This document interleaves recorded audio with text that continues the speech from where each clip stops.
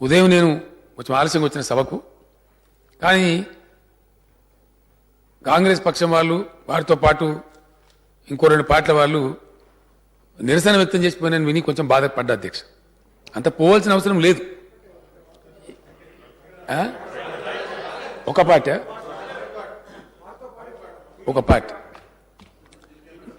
ఎవరైనప్పటికీ అధ్యక్ష, నా రిక్వెస్ట్ ఏంటంటే పార్లమెంటరీ ప్రజాస్వామ్య రాజకీయాలలో అధికారాలు రావడం, అధికారాలు పోవడం అది రొటీన్గా జరిగేది. దాన్ని ఎవరైనా సరే చాలా స్పోర్టివ్ స్పిరిట్తో తీసుకోవాలి అధ్యక్ష. అది ప్రజలు ఇచ్చేటువంటి, ప్రజలు గ్రాంట్ చేసేటువంటి, మన ఎవరి చేతులు ఉండేది కాదు. సందర్భాన్ని బట్టి వస్తుంది అధ్యక్ష. ఎవరు ఊహించని విధంగా మొన్నటిసారి దేశంలో ఒక కాంగ్రెసేతర రాజకీయ పక్షం Bharatiya Janata party first time ఇండియాలోనే, గతంలో వచ్చిన ఎన్డీఏ వచ్చింది తప్ప ఒక కాంగ్రెసేతర పక్షం స్వయంగా తన స్వశక్తి మీద అధికారంలోకి రాలే. మరి మొన్న ఫస్ట్ టైం భారతీయ జనతా పార్టీకి వచ్చింది. 70 ఏళ్ల స్వతంత్ర భారతదేశ చరిత్రలో ఫస్ట్ టైం వచ్చింది. ఇట్లా మన చేతిలో ఉండదు అధ్యక్ష. ఆయా సందర్భాలలో ప్రజలు స్పందించేదాన్ని బట్టి, అవకాశం ఇచ్చేదాన్ని బట్టి సందర్భాలు అవకాశాలు కలుగుతాయి. ఇక్కడ కూడా ఒక ఉద్యమ సంస్థగా పనిచేసినటువంటి పార్టీ బాగా చేస్తుందని ఆశించి ప్రజలు టీఆర్ఎస్కి అధికారం ఇచ్చారు అధ్యక్ష. అంత మాత్రం చేత వేరే వాళ్ళు అసూయపడాల్సిన అవసరం లేదు. రెండవది, ప్రతిపక్షాలను ఇక్కడ ఎవరు అవమానించినట్టు కూడా లేదు అధ్యక్ష.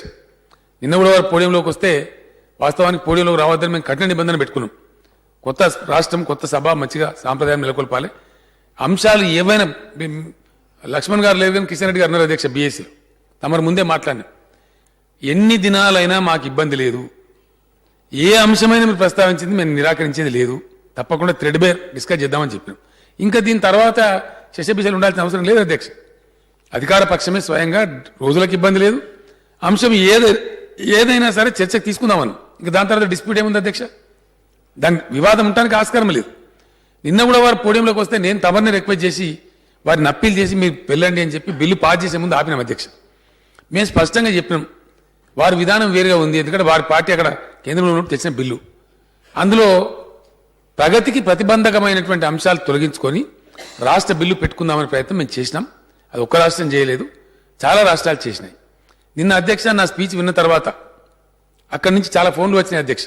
ఆ మల్లన్న సార్ ప్రాంతం నుంచి చాలా ఫోన్లు చేసి మాకు ఈ సంగతి తెలియదు సార్, మేము మునిపోయే పరిస్థితి ఉందా అని చెప్పి చాలా మంది అడుగుతా ఉన్నారు. కన్ఫ్యూజ్ చేసినారు మమ్మల్ని అని చెప్పి చెప్తా ఉన్నారు. నాతోనే స్వయంగా మాట్లాడండి అధ్యక్ష. నేను కూడా ఆ ప్రాంతం అని కాబట్టి నాకు తెలిసిన వ్యక్తులు కూడా ఉన్నారు, మాట్లాడండి అంటే విషయాలు తెలిసినాయి, ఇది ఇట్లా ఉందా అది అట్లా ఉందని చెప్పి. నా అప్పీల్ తమ ద్వారా మిత్రులు జానారెడ్డి గారికి, వారి ప్రతిపక్ష నాయకులు ఉన్నారు కాబట్టి ఇతర పార్టీలు వారి అనుసరించిపోయిన వాళ్ళకి నేను అప్పీల్ చేస్తా ఉన్నా. మంచి మంచి అంశాలు ఈరోజు చర్చ జరిగినాయి అధ్యక్ష. దీపం పథకం కావచ్చు, ఇంకా కొన్ని విషయాలు జరిగినాయి ప్రజలకు సంబంధించినటువంటి. ఇప్పుడు కూడా తమ అనుమతితో ఈరోజు ఎజెండాలో హరితహారం ప్రోగ్రాం పెట్టినారు, చాలా ముఖ్యమైనటువంటి. నేను ఒక ఆయన పేపర్లో రాసిన అధ్యక్ష, అభివృద్ధికి పుట్టిన కోతి అని చెప్పి రాసి చాలా భయంకరమైన పరిస్థితుల్ని, విపత్కరమైన పరిస్థితుల్ని. కాబట్టి మొత్తం ప్రపంచమే మొన్న ప్యారిస్లో జమై ఈ గ్రీన్ కవర్ మీద గ్లోబ్ ఏమైంది అనేటువంటి కన్సర్న్ వెలిబుచ్చి 163 దేశాలు మన మోదీ గారు ప్రత్యేకంగా దాన్ని లీడ్ కూడా తీసుకున్నారు అధ్యక్ష. అక్కడ మరి జరిగినాయి, మనం కూడా దానిలో అగ్రిమెంట్ చేసినాం. ఇటువంటి సందర్భంలో ఇప్పుడు హరితహారం గురించి మనం చర్చించబోతా ఉన్నాం అధ్యక్ష. గౌరవ ప్రతిపక్ష సభ్యులకు నా అప్పీల్ తమ ద్వారా మంచిగా సభను పరిపుష్టంగా నడుపుదాం, అందరం ఉందాం, సభను నిండుగా ఉంచుకుందాం, వారు వచ్చి కార్యకలాపాల్లో పాల్గొనాలని చెప్పి తమ ద్వారా వినయపూర్వకంగా ప్రతిపక్ష నాయకులకు నేను విజ్ఞప్తి చేస్తా ఉన్నా అధ్యక్ష. ఏడబడినది నీ తెలంగాణ, హైలీ అబ్జెక్షనబుల్. నా తెలంగాణ, మన తెలంగాణ అనండి. నీ తెలంగాణ, నువ్వు తెచ్చినావు తెలంగాణని.